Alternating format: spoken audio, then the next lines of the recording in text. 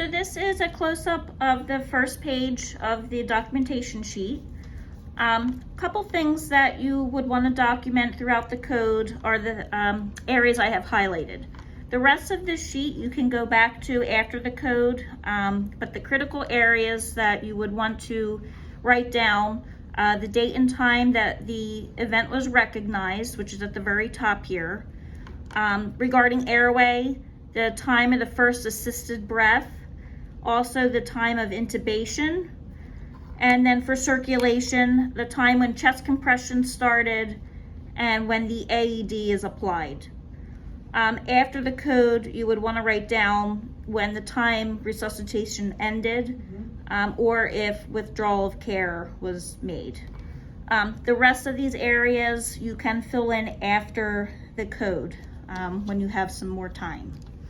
So moving down to the second section of the paper, this is where you're going to be documenting all the events. So it's split up into columns. You have your time column, airway, so are they breathing spontaneously or are they assisted, meaning are they being bagged? And then the pulse, do they have a spontaneous heart rate? Are we assisting them via CPR? And when you do a pulse check. If there's any vital signs present, you would write those here. And then the rhythm. So there is a rhythm key in this box here. So you can see for the different rhythms, there's abbreviations, which you will put in the rhythm column. If you're going to shock, you will put the number of joules in the defibrillation joules column. And then these two columns are your meds. So this is split up into boluses and infusions. So most likely we will be giving the epinephrine bolus. So in the top next to the drug, this is where you would write the dose and the route. So epinephrine is always the same. It is 1 milligram IV. When you give epinephrine, you're just going to put a check mark. You would do that for the rest of the drugs. You'll put a check mark. And then the dose and the route will go up in the top row.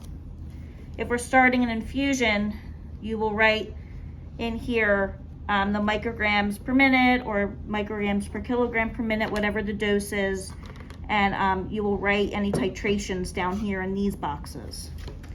Any other things that happen during the code, you'll write in the comments section. For example, central line was inserted, we're giving an IV bolus, chest tube placement, any other interventions you can write in the comments here. Try your best to make this legible because this does get turned in and it needs to, people need to easily read it. This should tell a story of the code. If you run out of room on the first page, this chart continues over into the second page. So you can continue your documentation here. And then the last part that is crucial is getting all of the signatures. So please do your best to get the listed person signatures. Anesthesia is one. After they intubate, you would want to get it after when they're getting ready to leave the room, because most likely you're not going to see them again. So make sure to get anesthesias after they're done intubating and getting ready to leave the patient's room.